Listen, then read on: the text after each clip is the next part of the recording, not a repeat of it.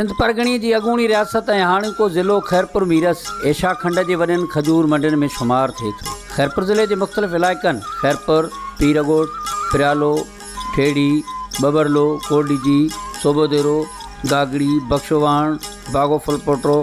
अहमदपुर, कोट मीरमंद ऐं ॿियनि इलाइक़नि में 3 लख एकड़ खां वधीक खजनि जा बाग़ आहिनि।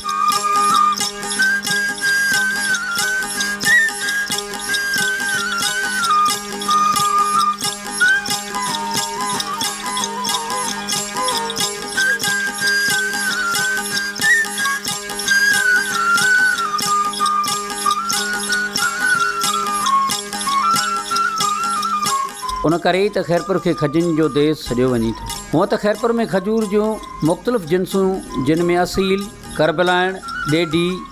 बसरो, मिठड़ी, ओताकिण, असुलकुड़, नकुलकुड़ ऐं ॿियूं जिन्सूं शामिल आहिनि जेके बहितर क्वालिटी ऐं वॾा अघ न मिलण करे आबादगार जजी उपत हासिलु करण खां रहिजियो वञे थो।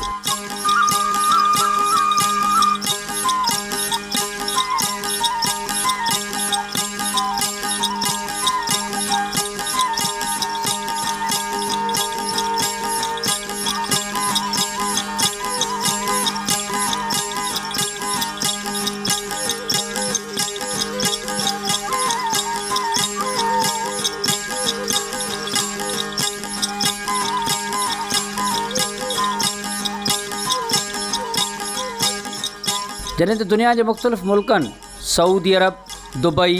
ईरान, इराक, इसराइल में खजीअ जूं मिडजोल, अंबर,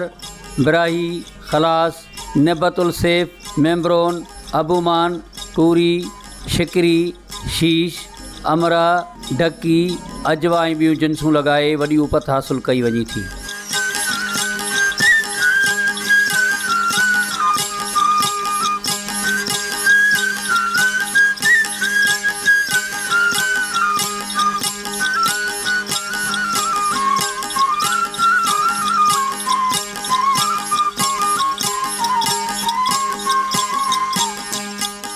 पर बदकिस्मती सां ख़ैरपुर जी ज़मीन सुठी हूंदे बि ॼाणायल जिन्सूं नथियूं पोखियूं वञनि। उन समय ज़रई माहिर ऐं आबादगार ग़ुलाम क़ासिम जिसकाणी KTN न्यूज़ खे ॿुधाए थो त असां वटि जेके मुख्य जेके वैराइटीज़ वठूं हूअं त तक़रीबन कोई 200-250 वैराइटीज़ असांजे सिंध में कंहिं ज़माने में जेके ॿुधंदा अचूं था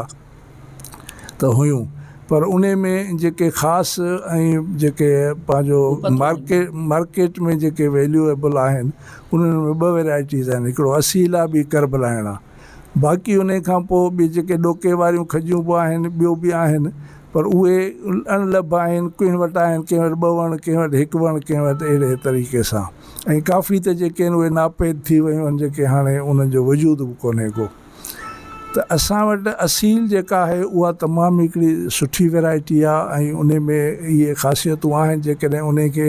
सही नमूने में प्रोसेस कयो वञे ऐं उन जी सही नमूने में जेका आहे सा उन जी देखभाल कई वञे, उन खे फर्टिलाइज़ेशन सही थिए, उन जी पंहिंजो प्रोसेसिंग सही थिए, उन जी स्टोरेज सही थिए, उन जी पैकिंग सही थिए, त उहा बि वैराइटी मुक़ाबले जी आहे। पर हाणे दुनिया में वरी ॿियूं नयूं वैराइटीज़ जेके असांजे लाइ नयूं आहिनि पर दुनिया में त पुराणियूं आहिनि, त उते जेके ब्रांडेड वैराइटीज़ खणी चऊं उन्हनि खे या एक्ज़ॉटिक वैराइटीज़ उन्हनि खे चइबो आहे, जंहिंमें मेजूल आहे, अजवा आहे ऐं सुकेरी आहे, सगाई आहे, बरही आहे, अंबर आहे। त इहे वैराइटीज़ जेके आहिनि दुनिया में ॼातल सुञातल आहिनि, छो जो इहे अरबस्तान जूं वैराइटियूं आहिनि, क्वालिटी में लाज़मी आहे उहे बहितर आहिनि पंहिंजो असांजे हिन खां, पर उन जूं क़ीमतूं बि वरी इलाही आहिनि। मसलन जेकॾहिं तव्हां मेजूल हिकिड़ी वैराइटी आहे जेका हींअर ख़ासि तौर ते घणे भाङे त इसराइल में थिए थी, दुनिया में जेका पैदावार आहे उनजी 75% उते थिए थी, बाक़ी 25% जंहिंमें अमेरिका, जॉर्डन आहे ऐं ॿिया अरब मुल्क आहिनि। हाणे पाकिस्तान में बि उहा इंट्रोड्यूस थी आहे। त इहे वैराइटीज़ जेके आहिनि उन्हनि जो जेको आहे फ़ी किलो जे हिसाब सां तक़रीबन 3000-4000, किथे त 9000 ताईं 10000 ताईं बि उनजो किलो जेको आहे, जेको जंबू साइज़ या प्रीमियम साइज़ जंहिंखे चइजे थी। ऐं ख़ासि तौर ते जेके इसराइल ऐं जॉर्डन जे इलाइक़े जो जेके जॉर्डन वैलीअ में उन्हनि जो जेके बाग़ात आहिनि, उहो कुदरती उन्हनि जी क्लाइमेट बि उते वधीक सूटेबल आहे त उते एतिरे लेवल ते उहे कमाइनि थियूं। त असां वटि बि जेकॾहिं इहे नयूं वैराइटीज़ हिते इंट्रोड्यूस कयूं वञनि त असां वटि बि मौसम उहा ई आहे, ज़मीन बि आहे, हर शइ आहे। पर ख़ासि तौर ते आउं निशानदेही कंदो त असां वटि जेको नारो तालको आहे या घाड़ जो पासो जेको आहे उते इहे जेके एग्ज़ॉल्टेड वैराइटीज़ आहिनि, इवन असांजी जेका असील आहे उहा बि उते बहितर परफॉर्म करे थी सघे थी। छो जो पथरीली ज़मीन ऐं वरियासी रेती वारी ज़मीन जेका आहे, छो जो तव्हां अरबस्तान में वञो त उते बि जेका बि आहे उहा सॼी रेगिस्तान में पंहिंजो ख़ुश्की वारा इलाइक़ा आहिनि, उते खजूर उन ज़मीन खे पसंदि कंदी आहे। त असां वटि बि जेकॾहिं इसराइल में बि आहे त उन जो बि रेगिस्तान जो इलाइक़ो, अरीहा जो इलाइक़ो उनजो सॾिबो आहे, उते घणी उहा जेको आहे सो पैदावार ॾिए थी। त असां वटि बि इहे इलाइक़ा आहिनि जेके खैरपुर में बि थी सघे थी। असां पोखी आहे, मां पाण दुबई मां 15 वैराइटीज़ जेके आहिनि उहे एग्ज़ॉल्टेड वैराइटीज़ खणी आयो आहियां, जंहिंमें अंबर बि आहे, मेजूल बि आहे, सगाई बि आहे, सुकेरी बि आहे ऐं खलास बि आहे। अहिड़े तरीक़े सां ॿियूं बि टोटल 15 वैराइटीज़ आहिनि। ऐं हींअर अलाह जी महिरबानी सां उहे गुज़िरियल साल खां वठी फर ॾियणु शुरू कयो आहे उन्हनि, ऐं तमामु बहितर क्वालिटी जूं थियनि थियूं। पर मसइलो असां वटि इहो आहे त असां वटि प्रोसेसिंग जो उहो सिस्टम कोन्हनि के, कोल्ड स्टोरेज जा उहे सिस्टम कोन्हनि के जो असां उन्हनि खे प्रोसेस करे कोल्ड स्टोरेज में रखी बहितर नमूने सां उन जी पैकिंग करे ऐं ॿाहिरि मुल्कनि में मोकिलियूं, या पंहिंजा जेके वॾा शहर आहिनि जिते ॿाहिरियों उहे खजूं घुराए वॾी क़ीमतुनि में हिते बि विकामनि थियूं। तक़रीबन कोई 2 अरब रुपए जूं खजूं इहे जेके मां तव्हांखे ॿाहिरें मुल्क जूं ॿुधायां थो, उहे कराची, लाहौर, इस्लामाबाद में ऐं वॾनि शहरनि में विकामनि थियूं। जेकॾहिं असां ॿाहिरि मार्केट जेसि ताईं असां उन क़ाबिल थियूं, पर इहा जेका लोकल मार्केट आहे असां इन खे ई कैप्चर कयूं त असां काफ़ी जेको आहे हिन में लाभ हासिलु करे सघूं था। अच्छा, पर एकड़ ते केतिरी माना लॻी सघनि था इहे जेके वैराइटियूं जीअं नॉर्मल जीअं असांजी ही खजूर लॻे थी असील, एतिरी लॻी सघे थी उन जी। हाणे मां जेको पंहिंजे बाग़ में लॻाई आहे उहो तक़रीबन 88 ॿूटा जेको आहे फ़ी एकड़ ते। 6 फुटनि न, उन जो जेको मुफ़ासिलो आहे उहो रोड टू रोड डिस्टेंस जेको आहे कतार खां कतार जो उहो 25 फुट आहे ऐं ॿूटे खां ॿूटे जो मुफ़ासिलो 20 फुट आहे। उन हिसाब सां जेकॾहिं असां लॻाईंदासीं त एकड़ में 88 ॿूटा अचनि था। त इहो पंहिंजो बहितर आहे, छो जो अॼुकल्ह मूं वटि जेको बि बाग़ लॻियल आहे खजीअ जो सॼो ड्रिप सिस्टम ते आहे। त ड्रिप सिस्टम हिन खजीअ जे लाइ तमामु लाज़मी ऐं सुठो, उन में हिन जी परफॉर्मेंस सुठी थिए थी, उन में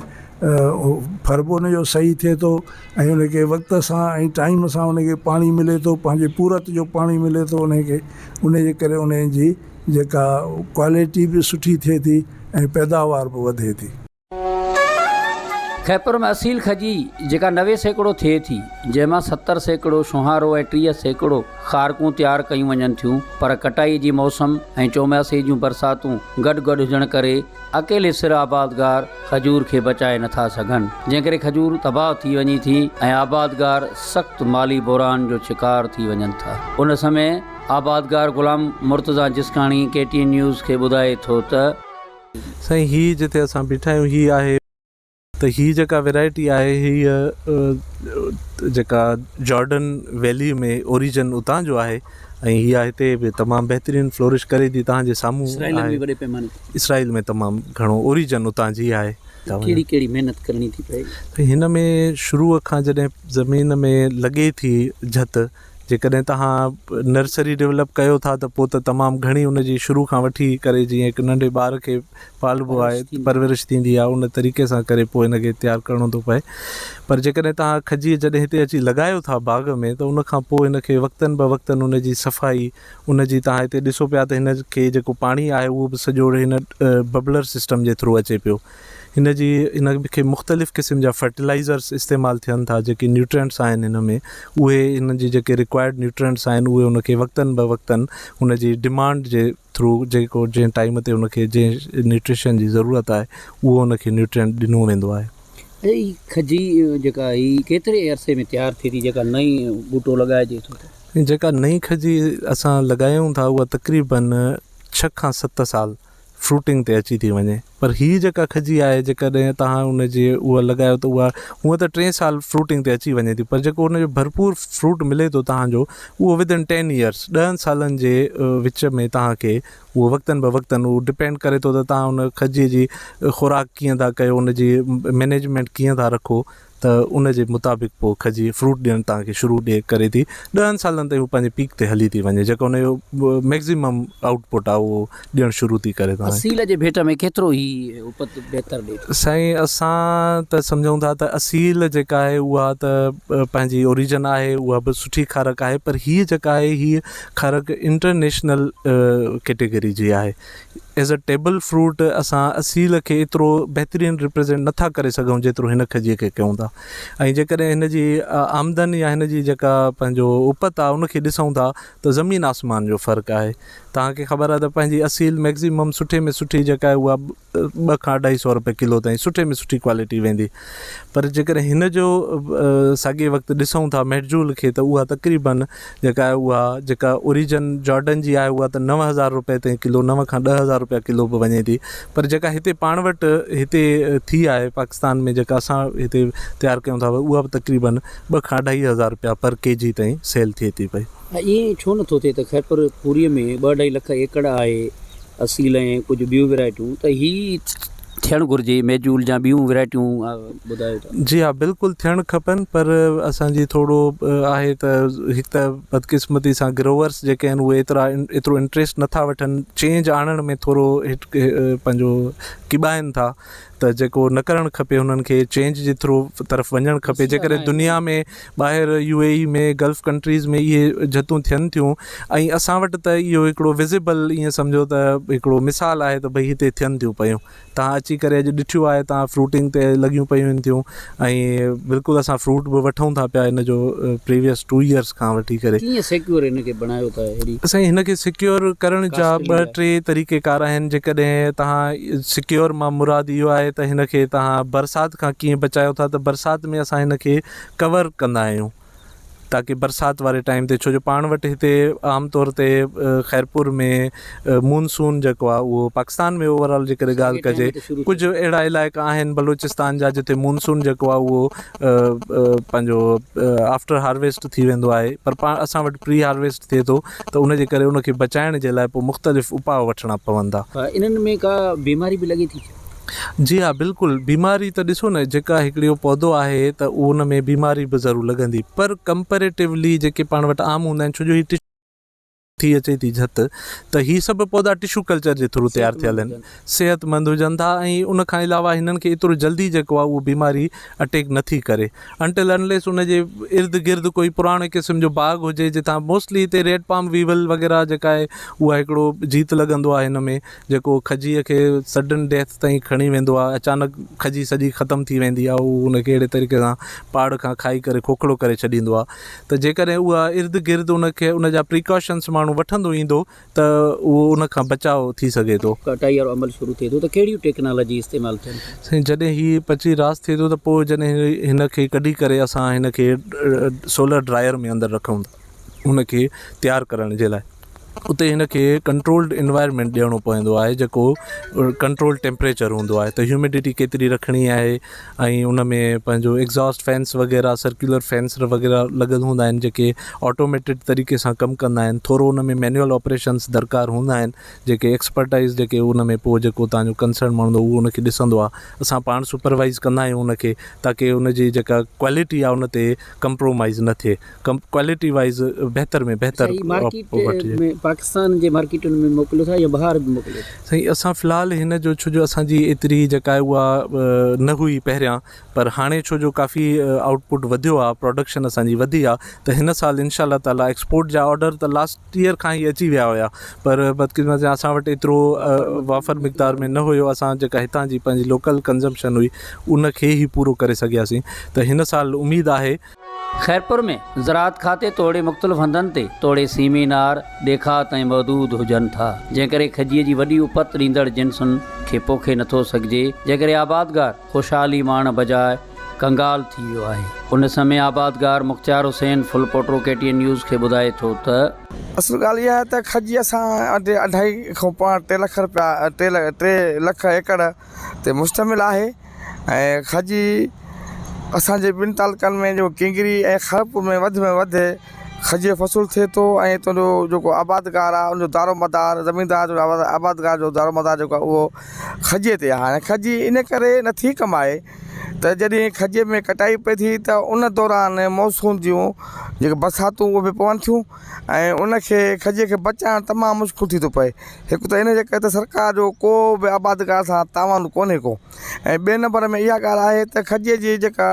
ख़ाक जो जेको अघु आहे वो तमामु थोरा 150-200 रुपया किलो आहे। 150-200 रुपये ते जेकॾहिं अञा आबादगार जेको खजी जो ठेकेदार अञा उहो ख़र्चु करे त पोइ उनखे छा बचंदो। इन जे करे छा थींदो आहे त उन मौसम में छुहारो वधि कयो वेंदो आहे ऐं छुहारो जेको असांजे हिन मुल्क में पाकिस्तान में घटि थो खपे। छुहारो असांजो जेको पाड़ेसरी मुल्क आहे हिंदुस्तान, उते छुहार जो विकिरो आहे ऐं उन में 2 आलमी मंडियूं बि लॻंदियूं आहिनि, हिकु अमृतसर में ऐं ॿियो बॉम्बे में। 2 साल खां वठी कुझु अर्से खां वठी असांजी जेको पाड़ेसरी मुल्क आहे इंडिया आहे उन सां जेको हालतूं आहिनि असांजूं उहो ठीकु न आहिनि। इन जे करे माहौल ठीकु न हुजण करे वापारु बंदि आहे ऐं ॿियनि जीअं दुबई आहे या नेपाल आहे उन रस्ते असांजो हे छुहारो वेंदो आहे ऐं उते जेको आहे पोइ उनमें बसि माना उते वापार जेके आहिनि इंडिया जा उतां खणी वेंदा आहिनि ऐं उहो जीअं अमृतसर या बॉम्बे में जेके मंडियूं आहिनि उते वञी खपाईंदा आहिनि, उते वाक़ु थींदो आहे। ऐं इन जे करे जेको आहे सो खजीअ जो जॾहिं 2-3 मुल्कनि खां वठी फिरे थो उन ते टैक्सियूं आहिनि ऐं ॿिया जेके उन ख़र्चा आहिनि ॿियूं वैरायटी छो नथी हा असांजो ॾिसो न असां हाणे अंबर जेका आहे उहा बि हिते असांजे मुल्क में तमामु घटि आहे। उनखां पोइ अजवा आहे या अजमोल आहे या ॿियूं अहिड़ियूं जिन्सूं आहिनि उहे इन जे करे आहिनि पर नाले मात्र आहिनि, अहिड़ियूं आम न आहिनि, नाले मात्र आहिनि। हा उहो जेको पोखे थो इन में टकी बि आहे ऐं उहो हिते जेको पोखे थो उहो जेको सरमाएदार आहे उहो पोखे सघे थो छो त उनजी जेका खजीअ जेका बचो आहे जेका झत जंहिंखे चवंदा आहियूं असां उहा तमामु महांगी आहे, आम माण्हू नथो पोखे सघे। जेको जो ज़मीनदार हूंदो वधि उहो पोखे सघे थो ऐं उनजी ख़ाक में महांगी थिए थी। पर असुल ॻाल्हि इहा हक़ीक़त आहे त हितां जेके ख़रीदार जेके हिरी विया आहिनि पंजाब खां वेंदा आहिनि ख़ाक जा ख़रीदार तमामु जेको घटि अघ ते 100 रुपयो 150 रुपयो 50 रुपयो 100 रुपयो ईअं फ़ी किलो वठनि था। उन मां जेको आबादगार खजीअ जो कोन थो कमाए। असांजे हिन खरपुर ज़िले में फेस्टिवल लॻनि था इहे वर्क पंहिंजो थियनि था सेमिनार खजीअ बारे में, उहे छा फ़ाइदो को लाभ कुझु बि न। हाणे मां तव्हांखे ॿुधायां त असांजे खरपुर ज़िले में खजीअ जूं 32 जिन्सूं थियनि थियूं जंहिंमें 90 खां 95% जेको आहे उहा आहे करबलाइण ऐं असील। बाक़ी जेके ॿियूं जिन्सूं आहिनि जंहिंमें कुपड़ो आहे, नकुल कोड़ा, असुल कोड़ा, बसरो आहे, डकी आहे या साईं या ॿियूं डोकियूं जेके आहिनि मस्जिद वारी आहे, इहे जेके जिन्सूं ॾेढी आहे, इहे जेके जिन्सूं जेके बि आहिनि उनजूं ख़ाकूं थियनि थियूं पर उनजो विकिरो सरे आम न आहे ऐं उहो ॾोको कचो विकिरी थी वञे। बाक़ी जेको हीउ जेको 90% जेको फ़सुलु बचे थो ऐं उनखे हिकु त पहिरीं हाणे जीअं मौसम चेंज खां हाणे थधि पए थी, मौसम जी चेंज करे उनखे खजी खां हींअर खां बर लॻो आहे। हाणे जेके वरी बचियूं थिए थी उन महिल जेको वरी बरसाति थी पए, मानसून में बरसाति थी पए ऐं बरसाति में उगे थियूं आहिनि। भला जेके इहो अजमोल चऊं था जेके तमामु वॾी कास्टली थिए थी, वॾी उपत बि ॾींदी, त उहा कीअं आबादगार भला पोखे सघे। ॾिसो असांजी लतीफ़ यूनिवर्सिटी में डेट पाम रिसर्च इंस्टीट्यूट क़ाइमु थियल आहे जंहिंखे अॼु 10 खां 12 साल थिया आहिनि। उते स्कार बि रहे थो, उते कंसल्टेंट आहिनि, माहिर आहिनि, प्रोफेसर आहिनि, पर हिन महिल ताईं टिश्यू कल्चर जो जेको रुझान आहे उहो न करे सघिया आहिनि। तमामु मामूली मां एकड़ ॿिनि ते हुनखे टिश्यू कल्चर जो उते लतीफ़ यूनिवर्सिटी जे अंदरि ई जेको उन्हनि जेको ठाहियो आहे हिकिड़ो प्लाट जंहिंमें टिश्यू कल्चर कनि था ऐं उहो जेकॾहिं आम माण्हू ते न पवंदो, आम आबादगार ते न पवंदो त उहो कीअं वेदवाज कंदो, न थी सघंदो न। उहो मामूली आहे बसि उते जेको उते कीअं हाणे करे सघिजे थी त इहा जेका अजमोल खजी आहे। असां त सलाह इहा आहे त जेको हिते असांजो एग्रीकल्चर खातो आहे सरकार जो जेको आहे सिधो हुकूमत जो आहे उहो जेको आहे हिनखे टिश्यू कल्चर करे ऐं उनखे वधाए ऐं जेके असुली आबादगार आहिनि जिन जी असुली ज़मीनूं आहिनि, जिन जा खाता आहिनि, जिन खे आबादगार आहिनि, उन्हनि खे हर साल 50 झत ॾे त त जीअं उहो तयारु कयो त जीअं उहो पंहिंजी ज़मीन में पोखे सघनि ऐं इन फसल खे हथी मिले ऐं इहो इहे आहिनि अनमोल आहे अजमोल जेका खजी आहे उहा जेकॾहिं आम थी वञे त केतिरी प्रॉफिट साईं अजवा ऐं अनमोल खजी जेका आम थी वञे न त तव्हां ईअं सम्झो त हुनजो 2,000 खां वठी 8-10,000 रुपया फी किलो आहे ऐं आबादगार वधि में वधि जेको आहे सो उहो पैदावार कंदो ऐं वधि में वधि कमाए सघंदो ऐं आबादगार खे जेकॾहिं करोड़ 1.25 करोड़ जो बची वञे 12 महीननि में 1 साल अंदरि त हू उन ते जेको आहे ध्यानु ॾींदो। हूअं बि खैरपुर ज़िले में सदियुनि खां खजीअ जो फसल लॻायल आहिनि पर ॾुख जी ॻाल्हि इहा आहे त हुकूमत जी बेध्यानी सबबु खजूर सनत जो दर्जो माणी न सघी आहे। उन समय आबादगार नजीबुल आबासी KTN न्यूज़ खे ॿुधाए थो त असां पंहिंजूं नयूं नयूं वैरायटियूं जेके मुतारिफ़ करायूं ज़मींदार खे एग्रीकल्चर जे हिसाब सां हिकिड़ियूं पौधा ॾिना वञनि विरासत सां पोइ उन सां पौधा जीअं अहिड़े क़िस्म जो कमु पंजाब जे फैसलाबाद यूनिवर्सिटीअ कयो आहे त बाबा 50 पौधो जेकॾहिं ॾिनो अथऊं उनखे त वरी उनखां 200 पौधो मोटाए वठंदा त तंहिंजे करे असां वटि बि अहिड़े नमूने जे हिसाब सां हिकिड़ो हर यूसीअ जे हिसाब सां कुझु न कुझु शयूं विरहाइबियूं त असील तक़रीबन मुंहिंजे ख़्याल में त साईं अंदाज़ो 2-3 लख टन त थिए थो जेको पाण वटि छुहारो बि घणो थिए थो ऐं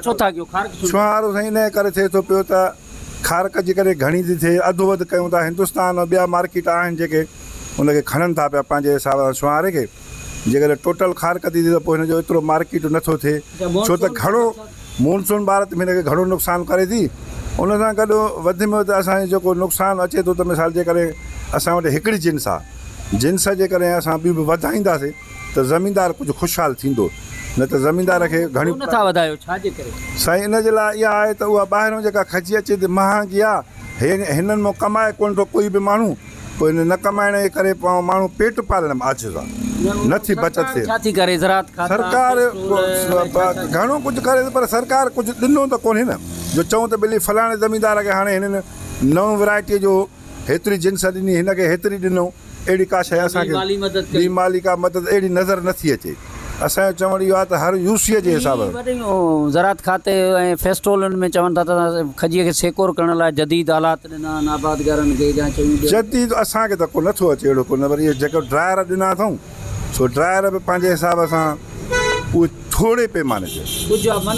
मनपसंदि माण्हू आहिनि थोरे पैमाने ते ऐं हुन 2 टन जा आहिनि जॾहिं हाणे असांजे खजीअ खे न खपे त मां जेकॾहिं रोज़ु हिकिड़ो मिसाल मां 2 टालियूं थो कपियां 2 टालियुनि जो तक़रीबन 500 मण थींदो आहे माना 20 टन जे करे असांजे अचे उन जा 2 टननि जो असांखे सुकाइण जो सिस्टम हूंदो त असां मुंझी पवंदासीं कमु असांजो निबरंदो न तंहिंजे करे असांखे एतिरी कैपेसिटी हुजणु खपे जंहिंखे 50,000 खजी आहे उनखे एतिरी कैपेसिटी हुजणु खपे बि उन सां गॾु जीअं करे कोशिशि कनि त 3 वैरायटी बि ठही सघे थी। अच्छा जेके ॿाहिरियूं वैरायटियूं अचनि थियूं उहे तमामु कास्टली हुजनि थियूं उहे जेकॾहिं हिते मुतारिफ़ थी वञनि त केतिरी ख़ुशहाली अची थी साईं इलाही ख़ुशहाली थींदी उहे हिन वक़्तु बि असांजी खजी जेका वञे थी पए 4,000 खां 5,000 रुपया मण 3,000 रुपया मण उहा अमाल खां 12,000 रुपया मण आहे मुज़ाफ़ती जेको आहे त 12-14,000 रुपया मण आहे माना डबल ट्रिपल खां मथे 40,000 रुपया मण उहे जेके आहिनि ॿियूं जेके पंहिंजियूं हिते मुज़ाफ़ती जा इहे हलनि थियूं उहे पोइ बि असांखां मथे आहिनि इलाही रेट ॿाहिरों दुबई ईरान खां थियूं अचनि पियूं इन्हनि जो घणो सिस्टम थिए थो पियो असां चवंदासीं त जेकर इहे जिन्सूं पंहिंजे हिते इलाइक़े जे माण्हुनि खे बाक़ाइदा ॾिनियूं वञनि ऐं उन्हनि सां का एग्रीमेंट कई वञे त बाबा इनखे हिन नमूने सां वधाइजे हर यूसीअ खे खजूर जो जेको खारक जो अघु आहे उहो सरकारी इमदादी तौरु नथो थिए उहो बसि उहो पंहिंजे सिस्टम सां जेको अचे थो वापारी उहो हले थो पोइ कॾहिं हिन में तेज़ी आहे त कॾहिं मंदी आहे 2 साल थिया आहिनि हाणे त खारक कोन थी कमाए लोड़े थो पियो हिन साल बि जेके 4,000 रुपया ख़रीदा हिन वक़्तु करंट रेट उनजो जेको आहे सो 2700-2800 रुपया 1,000-1,200 रुपया नुक़सानु थो करे इन जे करे जेकॾहिं हिन में कुझु शयूं वधंदियूं वैरायटियूं वधंदियूं मदीने पाक में जून महीने खां वठी अगस्त ताईं जेको आहे साईं उहे हलनि थियूं वैरायटियूं हिकु वैरायटी ॿी वैरायटी 3 वैरायटी हिकिड़ी फ्रेश वैरायटी आहे जेका डंग जी सूरत में कोल्ड स्टोर कई थी वञे मदीने पाक में असां वटि बि जेकर इहे वैरायटियूं हुजनि असां वटि बि हलनि थियूं कोल्ड स्टोर थियनि त बाबा हाणे हेतिरियूं कोल्ड स्टोर थियूं आहिनि इन में असांखे पोइ टैक्स बि त जाम ॾियो था न टैक्स साईं टोटली एक्सपोर्ट जे हिसाब सां रुपयो अरबनि जे सूरत में टैक्स थिए पई अरबनि जे सूरत में टैक्स उतां कटी थी वञे जीअं एक्सपोर्ट थिए थी पई टोटल जो टोटल उहा शइ कटी वञे थी पई हालांकि उन जो बेनिफिट असांखे नज़र नथो अचे त का गवर्नमेंट का अहिड़ी शइ ठाहे ॾिनी असांखे जंहिंजे मां हाणे बाबा खजीअ जे तव्हां हाणे हे तव्हां हिते तजुर्बो करे सघो था, लेबॉरेटरी हणी सघो था, या अहिड़ो यूनिट जेके वर्ल्ड लेवल ते आहिनि जेके असां नथा ठाहे सघूं पाण। छाजे करे त उन हिकु हिकु यूनिट जी 25-30 करोड़ 40-40 करोड़ ख़र्चो आहे जेको इंटरनेशनल मयार मुताबिक़ ठहे। उहो जेकॾहिं असां हणंदा त असां वटि पैसा बचंदा ई कोन पंहिंजे कारोबार जे लाइ। पोइ इन जे लाइ गवर्नमेंट खे कुझु अहिड़ा यूनिट बि ॾियणु खपनि जीअं वठणु खपनि त बाबा जेका असां ॿाहिरि माण्हू असां ॾेखारे सघूं त जॾहिं असां वटि बि पाकिस्तान में हिन क़िस्म जो कमु हले थो पियो। खैरपुर में खजीअ जो बम्पर फसल थियण करे हज़ारें लखी पोरियत रोज़गार त हासिल कनि था, पर सरकारी सरपरस्ती न थियण करे आबादगार तोड़े ठेकेदार तकलीफ़ुनि ऐं मुफ़लिसी वारो सफ़र करे थो। उन समय आबादगार तोड़े ठेकेदार चौधरी बशीर आराई KTN न्यूज़ खे ॿुधाए थो त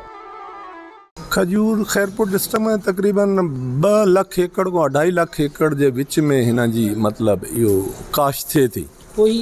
और 5 को 6 लाख मैट्रिक टन जड़ी आहे इहो पैदावार थी थिए। त ही मॉनसून जो बरसातूं अचनि पियूं उन वक़्तु कटाई वारो अमल बि शुरू थिए थो त उहे वीचारा आबादगार कीअं मोह ॾियनि पिया?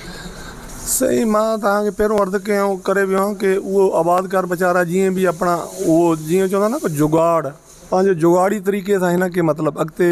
हलाईंदा आहिनि, पर गवर्नमेंट जी तरफ़ां असांखे मतिलबु ज़ीरो सपोर्ट आहे। मतिलबु अॼु तक असांजी गवर्नमेंट सिंध इन्हनि जे लाइ कोई बि मतिलबु असांजी सपोर्ट न कई आहे। असांजे गरोर जी इहा हिन में असांजो ट्रेडर आहे, असां तव्हांखे ख़बर आहे की असां हिते पाणी पंहिंजी मदद पाण सां तहत हिकिड़ी इहा मार्केट ठाही आहे जहिड़ी की 60 एकड़नि में मुहित आहे। उहो बि असां पंहिंजी मदद पाण सां इहो मार्केट जहिड़ी ठाही आहे जंहिंमें गवर्नमेंट सिंध जी तरफ़ां असांखे 0% मतिलबु इन में असां सां कोई तावन न आहे। हाणे तव्हां काई सहूलियत न आहे, न को तावन आहे न को सहूलियत आहे। इहो असांजो ट्रेडर्स, असांजो एक्सपोर्टर, असांजो जहिड़ो ग्रोवर आहे, इहे सभु पंहिंजी मदद पाण सां इहो कमु करे रहिया आहिनि। गवर्नमेंट जी असांखे कमु 90% तव्हां ॿुधायो त असील खजी आहे त उन में तक़रीबन जेको आहे जो छुहारो तयारु थिए थो, छो न खारकत खजूर तयारु थिए? हा, उहो हिन करे असांजो ज़िमीदार जी तवजो छुहारे ते हिन करे हूंदी आहे की असां तव्हांखे पहिरियों अर्ज़ु करे विया आहियूं की असां वटि मतिलबु इहो $250 मिलियन जी एक्सपोर्ट कयूं था, 150 मिलियन जी इम्पोर्ट बि असांजा पाकिस्तान कंदो आहे। इहो बि हिकिड़ी असांजी गरोर जे मथे तलवार लटकी पई हूंदी आहे। अगरि इहो असांजी गवर्नमेंट पाकिस्तान इहो इम्पोर्ट बंदि करे त असांजा ज़िमीदार गरोर मेन तवजो ॾींदा की खजूर ठाहिण। हिन करे उहो खजूर मतिलबु घटि था ठाहिनि की ॿाहिरों खजूर इम्पोर्ट थी वञे, हुनखे रेट अघु सही नथा मिलनि। अच्छा, पोइ छुहारे जो छा किथे मार्केटिंग थिए थी? छुहारे जा असांजा मेन जहिड़ा 3 ममालिक आहिनि। असांजी बाई द वे असांजी जहिड़ी थोरी तव्हांखे हिते ॿुधाईंदा वञा, असांजो 70% असांजो छुहारो थो थिए, 30% असांजी खजूर थी थिए। 70% खे असां 100% ते खणी वञूं त हिन में 80% असांजो इंडिया जहिड़ो आहे उहो ॿाहिरि आहे, इंडिया ख़रीदारी कंदो आहे छुहारे जी। हाणे जीअं की 2 साल अॻु में हे बॉर्डर असांजो इहा तजारत इंडिया सां बंदि थी वई त हिन जे करे असांखे मतिलबु हिते ट्रेडर्स खे या एक्सपोर्टर खे वॾियूं दुश्वारियूं पेश थियूं त उहो पोइ असां ॿियो ज़रियो इस्तेमालु कया की हाणे इंडिया जा वापारी या हितां जा वापारी वेठा आहिनि दुबई में, पोइ वाया दुबई वञे त पोइ बि इंडिया ई थो, लेकिन वाया दुबई अख़राजात वधी विया आहिनि। वाया दुबई मतिलबु उहो इंडिया वेंदो आहे। इन खां अलावा असांजो को बांग्लादेश बि आहे इम्पोर्टर, उते बि एक्सपोर्ट थींदी आहे। इन सां गॾोगॾु नेपाल बि असां एक्सपोर्ट कंदा आहियूं, वरी उहो इम्पोर्टर आहे असांजो। इहे 3 ममालिक मेन 3 ममालिक आहिनि जिते असांजो फेस्टिवल थियनि था मुख़्तलिफ़ हंधनि ते पंहिंजो यूनिवर्सिटियुनि में, उन्हनि जो छा लाभ थिए थो या छड़ो ॾेखावा? इहो साईं मूंखे इन फील्ड में तक़रीबन 35 साल थी विया आहिनि कि हिन फील्ड में मां आहियां खजूर जी, और तक़रीबन 20 को 22 साल जो अरसो थी वियो मूंखे एज़ ए प्रेसिडेंट खजूर मार्केट कमु कंदे। त मां जहिड़ो हिन टाइम पीरियड में ॾिठो आहे इहो सभु हिकिड़ो दिखावो आहे। हिननि में कोई बि कंहिं मतिलबु हेॾी कोई आज़ाद न थी आहे। या जीअं की असां यूनिवर्सिटी आहे, यूनिवर्सिटी में हिते मिस्र जा साईं आया आहिनि हितो वॾा उहो छा हुनखे चवंदा आहिनि माहिरीन हिते मिस्र जा घुराया विया आहिनि। मतिलबु उहो पंहिंजा जहिड़ा बि हिन करोड़ रुपया मिलिया आहिनि उहो ज़बानी जमा ख़र्च करे सभु हलिया विया आहिनि। तव्हां ॾिठो, तव्हां पाण बि विज़िट करे ॾिसो पंहिंजे मतिलबु हिन सां की उते मतिलबु ज़ीरो आहे। न उते तव्हांखे कोई अजवा जी वैरायटी मिलंदी, न तव्हांखे मजूल जी मिलंदी, न को अंबर जी मिलंदी। अगरि मतिलबु हिकु ॿ वण तव्हांखे बीठो को उते नज़र अची सघे थो, लेकिन जीअं की मतिलबु हिकिड़ो एग्रीकल्चर वारनि या असां यूनिवर्सिटी वारनि जीअं माहिरीन ॿाहिरों घुराए हिते मतिलबु इहो कमु करिणो खपे आहे, मतिलबु उहो कमु न थी सघियो आहे। बिल्कुलु असां वटि असांजे ग्रोअर खे हिन जो कोई बि बेनिफिट न आहे की यानी कि 1% बि चलो कुझु न त 1% त कुझु न कुझु मतिलबु इहो करनि, यानी 1% बि न, इहो ज़ीरो ते बीठो आहे सॼो सिस्टम। करोड़ रुपया तबाह थी विया गवर्नमेंट जो। ॿाहिरों जेके वैरायटियूं तव्हां चओ था जे मुतारफ़ थियनि त केतिरो मईशत ते असरु पवंदो? साईं ॿाहिरों मां पहिरियों अर्ज़ु करे वियो आहियां की ॿाहिरों जीअं टिशू कल्चर जे तहत मुख़्तलिफ़ वैराइटीज़ आहिनि, माजूल आहे, अजवा आहे, अंबर आहे, कलमा आहे, इन खां अलावा बि 5-7 वैराइटियूं आहिनि। अगरि उहो वैराइटी हिते काश्त कई वञे, भला हिन बना ते काश्त असां ज़िमीदार थोरा हिन अर्ज़ु करे वञा की असांखे ज़िमीदार में एतिरी उहो ताक़त न आहे की उहो पंहिंजे सरमाए सां ॿाहिरों इम्पोर्ट करे सघे। गवर्नमेंट हिन जे लाइ हुनजी कोई मदद कोई नथी करे। हिन करे असां हुते बीठा आहियूं जिते 100 साल पहिरियों बीठासीं, अॼु बि हुते बीठा आहियूं। अगरि गवर्नमेंट हिन में दिलचस्पी वठे, असांजे ग्रोअर खे इहो मतिलबु 10-20 वण हे टिशू कल्चर जा ॿाहिरों घुराए ॾे, जीअं की UAE में इहो सभु टिशू कल्चर जा वॾा प्लांट आहिनि, उतां मतिलबु अचनि था, त इहो अगरि घुराए ॾे असांखे, असां बजाए जहिड़ी खजूर तव्हांखे ॿुधायो आहे की असां अरबा रुपया जी इम्पोर्ट कयूं था, हिकिड़ो त असांजा अरबा रुपया बि बचंदा जहिड़ा असां इम्पोर्ट कयूं था। ॿियो असां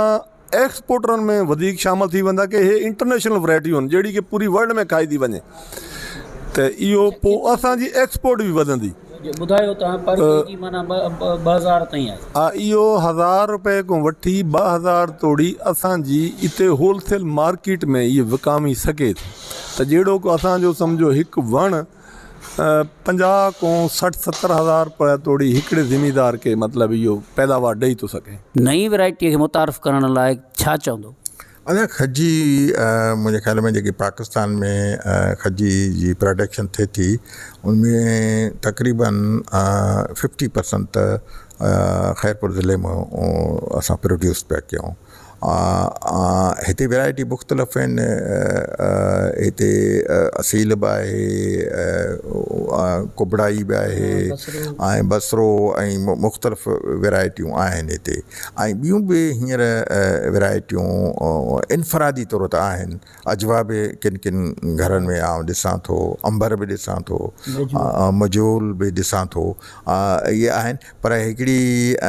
मुंहिंजी इहा कोशिशि आहे बीइंग एग्रीकल्चर मिनिस्टर त हींअर असांजो एडेड सवाट प्रोग्राम अचे थो सिंध इरीगेटेड सिस्टम जे वारे हिसाब सां। उन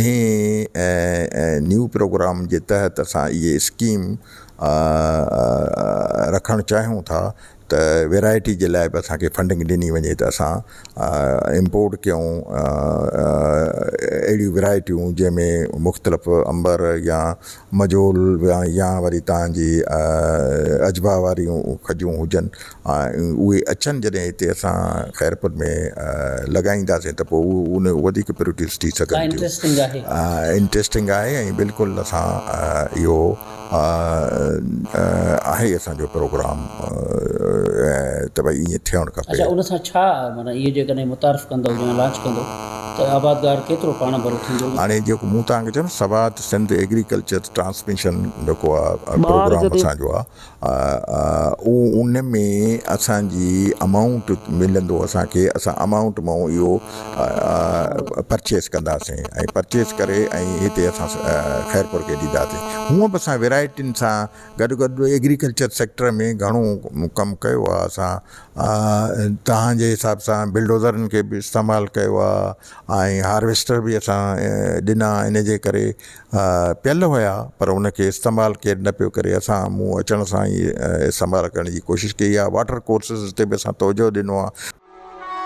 उन करे ज़रूरत इन ॻाल्हि जी आहे त सरकार तोड़े ज़रात खातो कन लाटार छॾे आबादगारनि खे ॼाण माली मदद तोड़े जदीद मशीनरी फराहम करे त जीअं हू मिडजोल ऐं ॿियूं खजीअ जूं जिन्सूं लॻाए जजो नाणो कमाइण सां गॾु पाण बि ख़ुशहाली माणनि ऐं मुल्क बि तरक़ी करे सघे। कैमरामैन आफ्ताब बलोच सां गॾु खादम जुड़ी जो KTN न्यूज़ खैरपुर मीरस।